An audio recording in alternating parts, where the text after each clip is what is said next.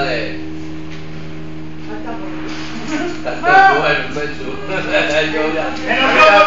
Y Carlos Payá, porque yo eso. ¡Me lo dio por tierra! ¡Es verdad!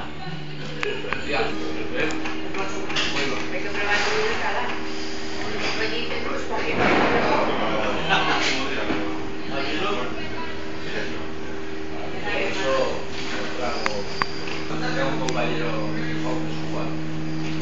y